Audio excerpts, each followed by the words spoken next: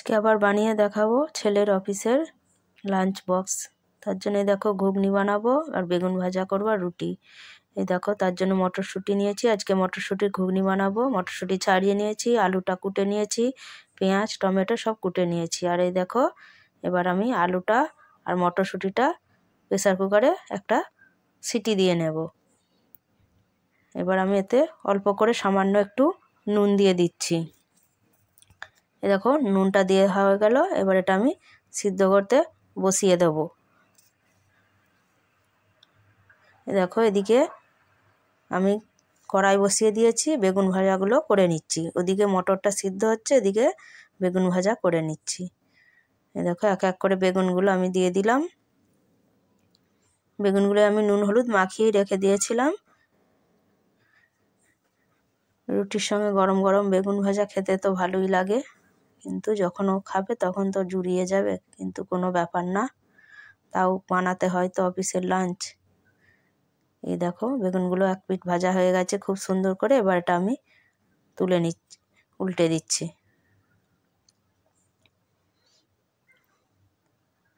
আমি সব সময় চেষ্টা করি একটু তেলটা কম দিয়ে রান্না করার, তার কারণ আমাদের তেল বেশি খাওয়া একদম পছন্দ করে না।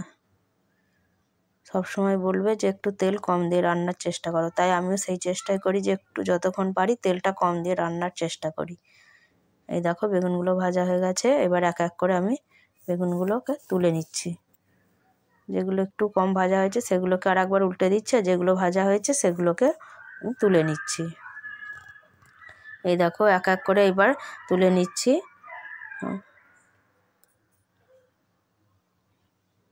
এই দেখো সবগুলো ভাজা হয়ে গেছে, তুলে নিয়েছি। এবার ওই কড়াই আমি অল্প করে তেল দিয়ে দিলাম। তেলেতে দিয়ে দিলাম এবার একটা তেজপাতা। এবার দিয়ে দেব একটা এলাচ আর দুটো লবঙ্গ, আর দেব একটু জিরে ফোড়ন।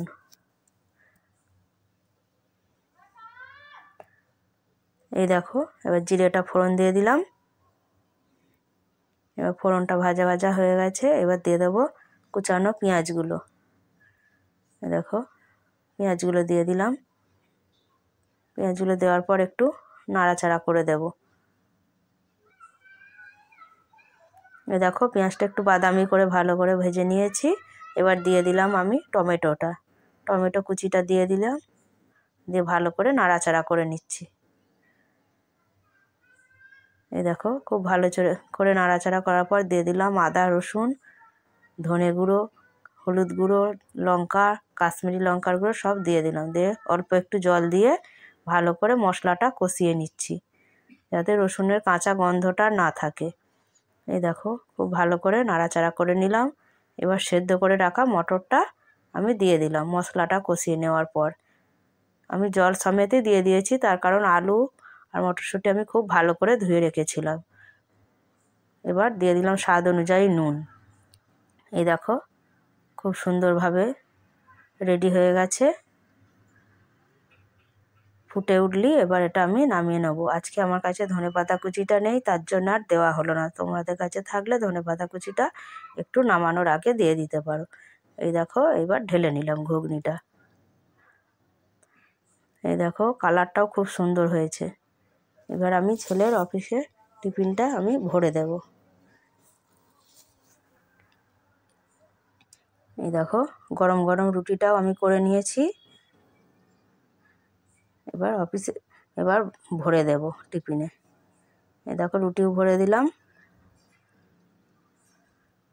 রুটি, বেগুন ভাজা আর তরকারি ভরে দিয়ে দেবো। আমার এই রেসিপিটি তোমাদের কেমন লাগলো? ভালো লাগলে একটা লাইক করে দিও আর কমেন্ট করে জানিও তোমরা কে কোথা থেকে ভিডিওটা দেখছো। তোমাদের একটা লাইক আর একটা কমেন্ট নতুন ভিডিও বানানোর অনেক উৎসাহ পায়। এই দেখো তরকারিটাও এবার দিয়ে দিচ্ছি। ততক্ষণে সবাই ভালো থেকো, সুস্থ থেকো আর সাবধানে থেকো। দেখা হবে পরবর্তী কোনো ভিডিওতে। এই দেখো খুব চটজলদি হয়ে গেল।